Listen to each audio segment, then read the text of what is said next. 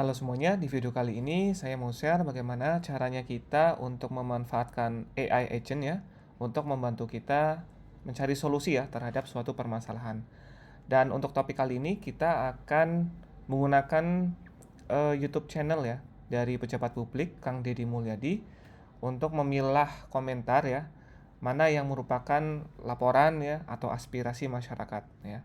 Saya rasa itu bisa menjadi manfaat ya jika diimplementasikan dengan baik, karena view-nya sendiri ya beliau sudah ratusan ribu, otomatis komentarnya juga pasti ribuan ya, dan di antara ribuan itu pasti ada warga atau masyarakat yang melaporkan sesuatu atau memberikan aspirasinya. Dan untuk itu kita perlu bantuan tools ya tentunya. Dalam hal ini saya menggunakan N8N untuk mengotomatisasi dan juga AI agent ya untuk memilah komentarnya ya. Jadi nanti bentuk akhirnya kurang lebih seperti ini. Di sini punya beberapa komentar ya yang merupakan laporan atau aspirasi. Contohnya di sini, lawan instruksi Gubernur Jabar SMK Bumi Sarjana Putra.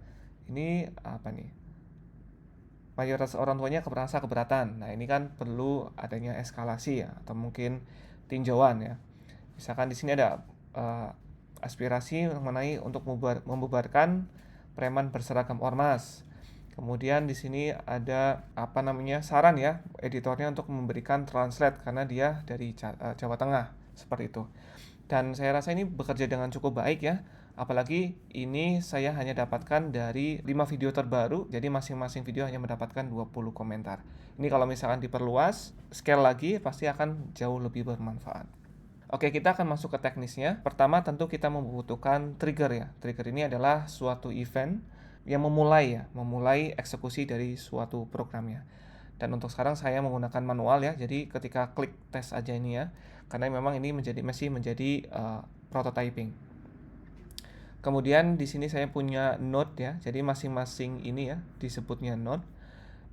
Saya mempunyai node env untuk menyimpan variabel global variable lah ya. Kalau misalkan teman-teman dari pemrograman ya.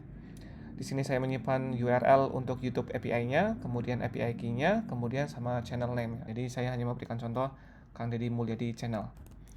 Kemudian secara umum ini adalah request ya ke YouTube API-nya. Kita akan melakukan request. Pertama kita ke search untuk mendapatkan YouTube ID-nya ya, ID dari YouTube-nya ya. Kita akan mendapatkan YouTube ID.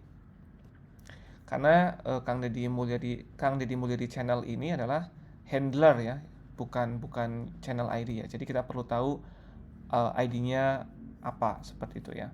Dan ini bisa dilihat ada channel ID-nya ya. Nah, ini kita akan ambil channel ID-nya.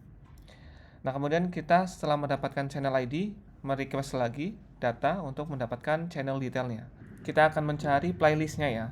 Kita akan mencari playlist daripada si channel ID tersebut. Jadi kita akan mendapatkan related playlist seperti ini, dan kita akan mendapatkan ID untuk uploadnya ya. Jadi ini adalah kumpulan video yang telah diupload. Nah, ini ID-nya adalah ini.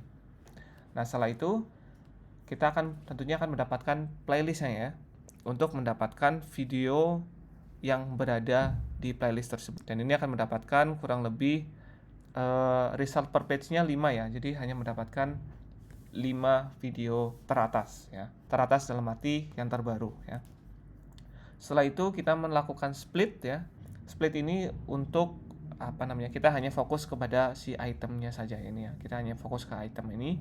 Kita akan menghiraukan properti-properti yang lainnya. Jadi kita akan mendapatkan 5 item di sini. Karena kalau misalkan tanpa split, itu artinya kita hanya mempunyai satu item. Yang mana ini ya, satu objek utuh ini. Sedangkan kita hanya mau si objek items ini ya. Seperti ini. Nah, bisa dilihat di sini dari satu item kita akan menjadi 5 item. Kemudian kita mendapatkan komentarnya. Kita bisa menggunakan comment thread di sini. Dan di sini kita melemparkan video ID ya, karena tadi kan di dalam item tadi kita mendapatkan video ID ya. Di sini ya, video ID. Nah, kita akan mendapatkan komentar terhadap video ID tersebut ya, dengan urutan yang paling relevan ya. Ingat, ini paling relevan berdasarkan YouTube ya, bukan berdasarkan AI agent kita. Nah, setelah itu Kita split lagi karena tadi itu kan 5 item ya, 5 item. Nah, sedangkan per item itu kita bisa memiliki 20 komentar ya. Sehingga 20 kali 5 menjadi 100 item ya. Kemudian di sini saya akan melakukan remap ya, remapping. Sehingga saya hanya butuh comment ID dan comment thread saja. Jadi saya nggak perlu yang lain-lainnya ini ya. Setelah itu kita baru memasangkan AI agent-nya ya, AI agent-nya. Kita akan menggunakan comment thread ini ya sebagai prompt usernya. Kemudian untuk sistem message-nya atau kita perintahkan si agent ini sebagai public servant ya atau pejabat publik ya, yang tugasnya adalah untuk memprioritaskan komentar. Kalau misalkan komentarnya itu adalah request ya untuk pejabat publik mengenai infrastruktur atau pengembangan atau gagasan ya dari masyarakatnya, kemudian laporan berupa mungkin kecelakaan, kriminal, atau bencana alam dan lain sebagainya. Dan kita akan membuat outputnya ya, custom outputnya bahwasanya butuh atensi atau tidak ya. Di sini false, false, false, false, false, dan true ya, seperti itu. Jadi masing-masing komentar akan difilter lagi oleh AI agent kita. Apakah si komentar itu akan memerlukan atensi ya, seperti itu. Nah, untuk modelnya, AI-nya tentu kita perlu modelnya ya. Modelnya saya menggunakan OpenAI. Setelah itu kita menggunakan node if ya, if statement. Jadi kalau misalkan hasil dari si AI agent kita adalah perlu atensi, maka kita akan masukkan ke dalam spreadsheet ya, spreadsheet yang di sini ya. Kita akan masukkan ke dalam spreadsheet. Maka dari itu setiap komentar pada suatu video akan kita filter ya, kemudian akan kita jadikan report mana yang sekiranya kita bisa follow up atau eskalasi. Kurang lebih seperti itu, semoga bermanfaat. Sampai jumpa di video selanjutnya.